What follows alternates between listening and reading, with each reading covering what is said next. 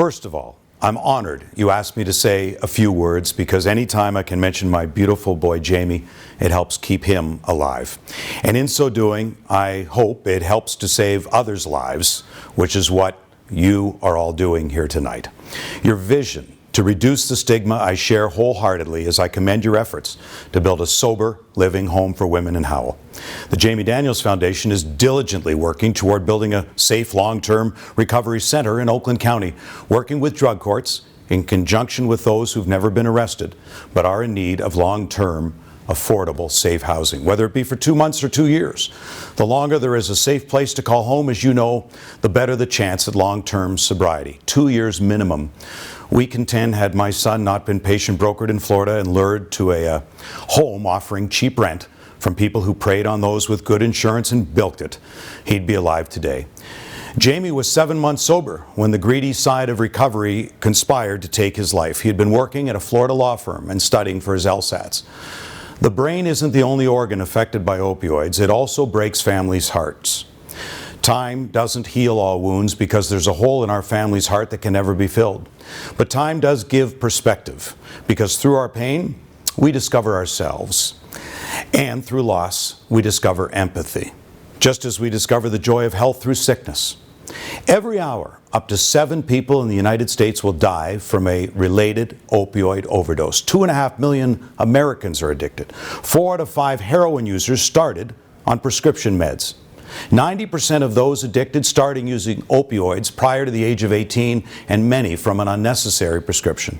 If 4 million young adults have wisdom teeth pulled annually and prescribed opioids, 50,000 of those will have a new persistent opioid use from an unnecessary prescription.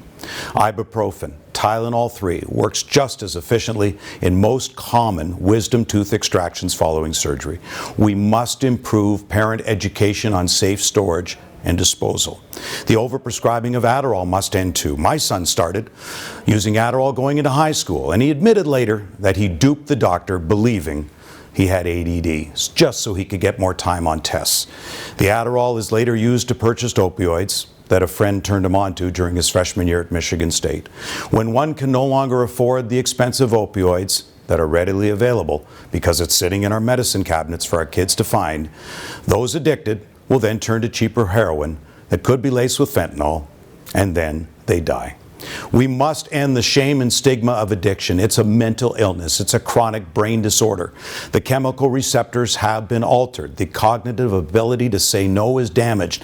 The area of communication, memory, learning, and formation of the brain are no longer what they were. So that is why drug users who want to stop, can't. The brain won't let them.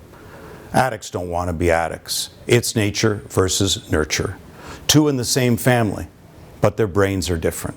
Addiction, or as many refer to it today, substance use disorder, doesn't discriminate. It overpowers free will. But your will to build safe living for women in need in Livingston County, I know cannot be overpowered. We are in desperate need of a facility like this. I know you will achieve your goal. We are not here to see through one another. We are here to see one another through. I commend you all.